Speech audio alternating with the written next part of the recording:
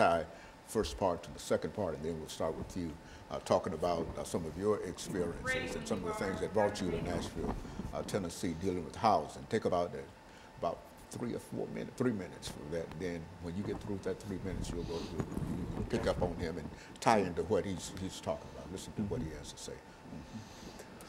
Are we ready?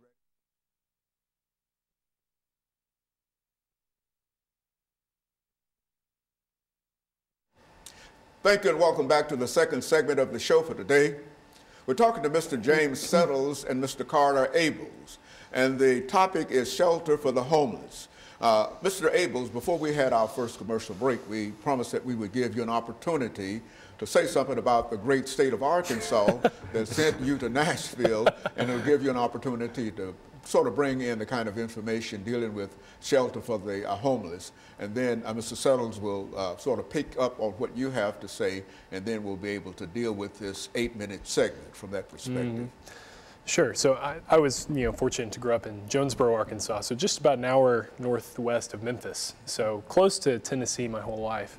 Wound up coming to Nashville in particular to go to Belmont University here, and got connected to the social entrepreneurship program there, which is a really neat program in kind of launching people towards addressing social issues.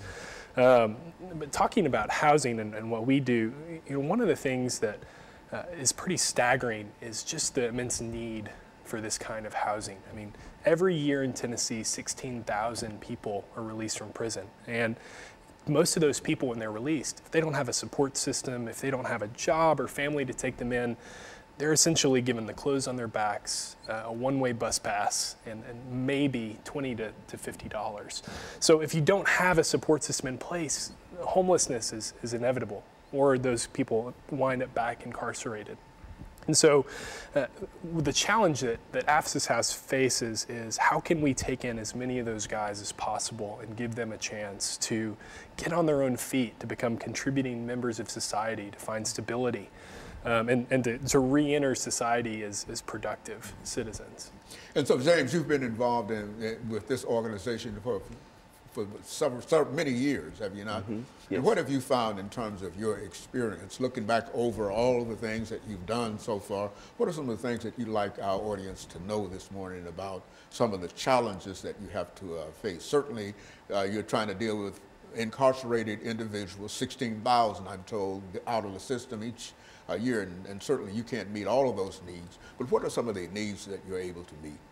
Well, I really believe that one of the things that's a plus for AFSIS House is when men learn better, they actually do better.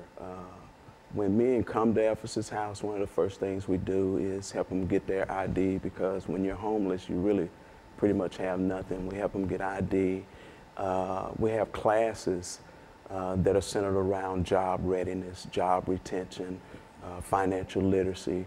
And in the evening time, the men are inundated with classes like critical thinking, relapse prevention, that's understanding addiction, anger management. Well, anger management covers a lot of stuff like family reunification.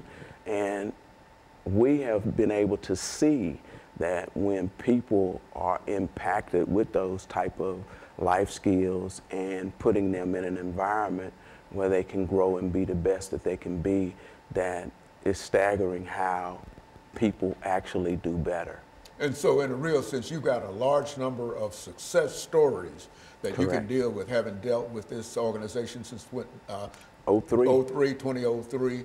And so you've got a large number of examples of individuals who've been able to come there and sort of get their lives back together. That's correct. That's correct. And so, Mr. Abels, in terms of your situation, what do you do exactly at AFSIS House? Sure. So James handles all the program. He's our executive director. I just help to try to keep the lights on. So I do the behind-the-scenes fundraising and trying to bring in enough money to ensure that we can serve the guys as well as possible. What kind of money do you think that you need in terms of dealing with this? I think that you work dealing with grants and other kinds of methods to bring. Do you find that there's a community of individuals who are out there willing to help you do what you do, or do you find that it's difficult to raise enough money to do what you're doing? Speak from a financial point of view in terms of what you're doing. Sure. I mean, we're fortunate to have access to some grant opportunities to help what we do. You know, there's unfortunately a stigma sometimes around guys that are former offenders. But we believe that no one is too far gone to start over and find a life of fulfillment. And so we've been fortunate to find people in the community that believe that and who can come alongside us and help empower these men to do that. And so we fundraise with individuals, we do grants. Right now we're trying to raise $100,000 by November to build a new house, which we're pretty excited about, being able to grow our capacity. And so you've already got structures already completed, and what you're getting ready to go into a new building phase. Is that what you're saying? Why don't you say something about some of the structures that you already have completed? Sure. So we have, James mentioned, we have 3 transitional facilities right now, serve about 28 guys at a time. The house that we're hoping to construct, we already own the property. This fall, we'll house about 8 more. But James can share more. We're hoping to construct a new campus that will be able to sort of bring all of this under one roof and really increase our capacity. And in terms of reaching out, and are these individuals involved in some other kind of activity, work-related activity that will not only support them, but would also help to support the facility itself? I mean, what do they do? Certainly they have a program worked out for education and et cetera, but what are some of the other things that they might be able to do to help themselves? Well, one of the things I'm constantly seeing is people have to be in an environment where they can grow and be the best that they can be. And that's why we're so excited about what we do at Ephesus House. And we're talking about a bigger number of people that we're trying to serve. One of the things we see that happen is when it comes to life skills and what we do right now, it's perfect. And the only thing that we're talking about adding as we add more people to the campus is an apprenticeship program. Because it is true, you don't work, you don't eat. So how do we train and give people life skills, not only life skills, but give them a gift or a trade that they'll be able to fend for themselves. And our goal is hopefully a person can be at Ephesus House for a year and be able to say, hey, I got 2,600 hours in carpentry, or I got 1,900 hours in electrical. And to me, that when you get the man, you not only get him, but you get everything that he comes in contact with. That's his children, that's his wife if he have a wife, or that's his girlfriend. But the key is how do you give him good. Okay, so what we'll do is we'll take our first commercial break, and our second commercial break, and we'll be back with our audience following this very, very short commercial break.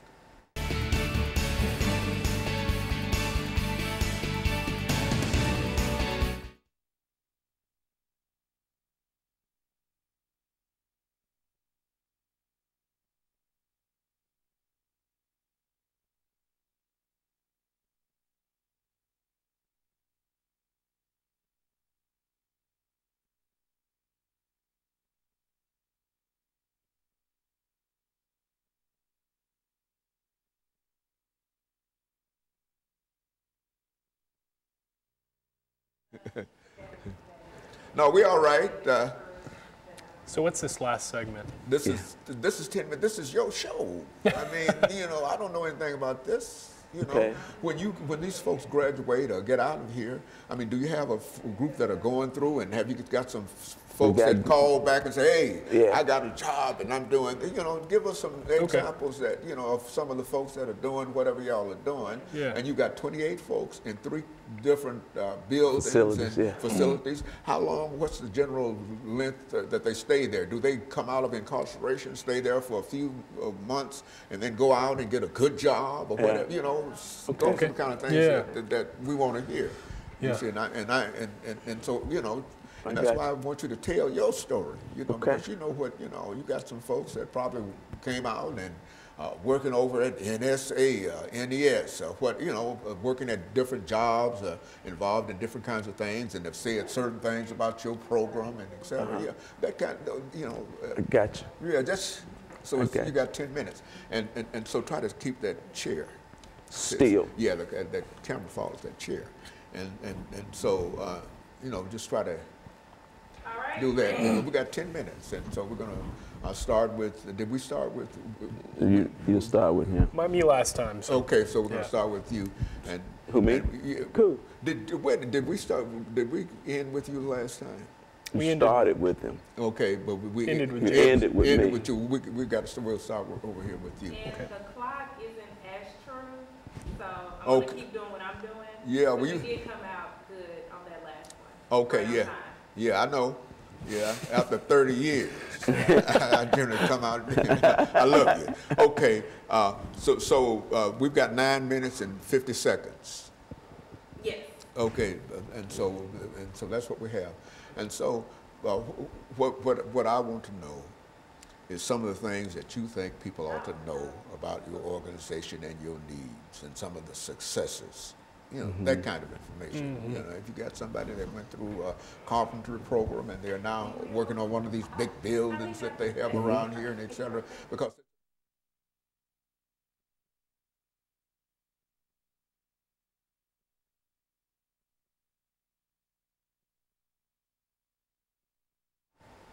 thank you and welcome back to the final segment of the show for today. We're talking to Mr. James Settles and Mr. Carter Abels. And they're giving us some information in reference to the ability to deal with individuals who are homeless, and especially those individuals who have been incarcerated. Let's see, Mr. Carter Abels, let's see if you might be able to give us some information in reference to some of the things that you like our audience to know about what you're doing. And we'll give you about 3 or 4 minutes to do that. And then Mr. Settles will have you to build up on what he has to say, and we'll try to go from you to him over the last 10 minutes and give you an opportunity to sort of get out as much information as you possibly can in reference to what the two of you are doing. So let's start off with you, Mr. Davis. Sure. So one thing I think it's important for people to understand about the work that we do is that a lot of these issues that we're working with are deep-seated. It's not something as simple as housing or jobs, but it's taking a look at each individual person and hearing their story and where they came from and where they're trying to go. I mean, we have guys that come into the program that, I mean, their story starts when they're 13, 14 years old, experiencing drugs for the first time, or growing up in broken households that lead them down paths that wind up incarcerated or on the streets. And so one of the things that's really important for us is to work with each guy as an individual and connect him with each service and opportunity that man needs. Very good. And of course, you've got many successes that I'm sure since 2003 that you've been able to document during that time. Talk about some of the successes and some of the individuals and some of the challenges that you've had, some of the things that when you go to sleep at night, you think in terms of what you have to do tomorrow. And from that perspective, give us that kind of insight into what goes on there. Well, one of the things I'm thankful for that Ephesus House provides is an environment that's safe, that's clean, and that's supportive to the client. Even myself, you know, a lot of people may look at me today and look at the glory, but really don't even know the story. You know, I too rode the bus for 6 months and had to start off from being faithful over little and allowing God to place you over much. So I try to take that same application and apply it to the client. And what I find that the client do is the client actually receives it and grow from it. We have several people that not only graduate the program and come back, but these men are just human beings just like anybody else, just made some bad decisions in the future and now are needing to get back centered up. So how do we help the client get centered back up? You know, we've been dealing with an approach of we lock them up and throw away the key, or when people make bad decisions or bad choices, even dealing with drugs, we want to kick them out of the car. But you know, people are worthy of an opportunity, and that's what we want to provide for the client, is an opportunity. And our main hold now is to contact different agencies that will be willing to work with Ephesus House in a program, in an apprenticeship program, giving these guys an opportunity to learn a trade and to be the best that they can be. Because it is true, when you get a guy sober and you put him in an environment where he can grow and be the best that he can be, that employer, he gets a good employee, you know, and hopefully it's something that would not just only start from right there and be something that that client and that employee can have something to smile about as they go in the future. You know, Mr. Carter, I think you mentioned the fact that you deal quite a bit with grants. What are some of the things that you try to indicate in the grants that you're applying for, and what are some of the responses that you have in reference to the grants? And do you have any idea in terms of looking around at some of the building and some of the all of that activity that's going on here, and to try to buy into that? I think Mr. Settles indicated that you're probably doing that, but talk about it from that perspective. We've got about 5 minutes before we end this show for today, but I'm sure that our audience would be curious in reference to some of the things that, some of the needs that we're talking about here. Sure. So in any kind of anytime that we approach a funder to try to partner with to accomplish this work, it's really important for us to communicate the need, which I've shared a bit about here, our capacity to do something about it, which, you know, we feel confident in our ability to really help these guys and get them to the place that they need to be and work with them to do that. And also just, you know, identifying the opportunity for growth, for us to really expand this ministry to do more. So I mentioned, you know, there's such a huge need with so many guys on the streets today and coming out of incarceration. So we have 28 beds. We have over 100 people on our waiting list at all times. I mean, dozens of applications every week that we have to turn away. And so for us right now, a big focus is, you know, how can we build our foundation, make sure we're good, we're continuing to do the work that we can, but how can we take in more? How can we serve more? So one of the things we're really excited about is the growth of a new campus and a new facility. And we want people to participate in that, you know, to buy into it and as a community rally around these guys. I mean, people can come and be a mentor to these guys. They can come and even teach a class if that's their expertise. You know, they can come engage and rally around these guys. And so that's really what we're looking for. Well, Mr. Settles, thinking in terms of grants and opportunities, what have you done in reference to reaching out to the state of Tennessee to indicate that they might be able to give you grants in order to help you? Have you thought in terms of getting grants, the federal grants as well as state grants, and what is the state of Tennessee doing in reference to that? Well, we have reached out to the state and federal, and we get a small contribution from federal and state. But it takes more than federal and state funding. It takes funding from all angles. And when I say all angles, it takes funding from private donors, and we also want to make sure that the client buy into it too. So the client has some kind of responsibility as well, because one of the things in America is nowhere do you live for free. So one of our things is we try to make sure that the client has a responsibility into being into the program. That means he has to give something, because when he leaves Ephesus House, he's going to have to pay rent somewhere. So we want to do this thing where the foundation is right for everybody.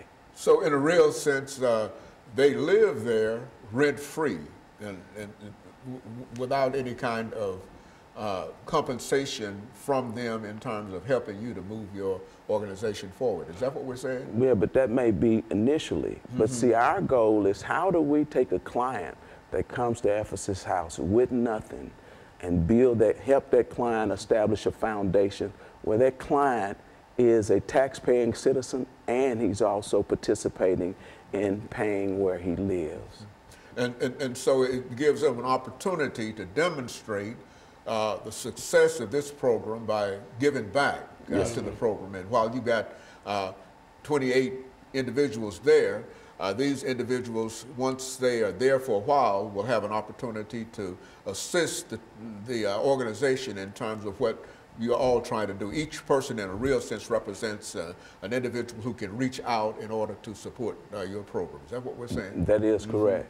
That is correct. Now, Mr. Carter, what are some of the last statements? We've got about 50 seconds here. What are some of the last statements that you'd like to leave with our audience this morning in reference to what you're doing here? Sure. Well, thank you again for having us. And we're excited with what we're doing. And we want to encourage anyone who might be watching to participate in this work.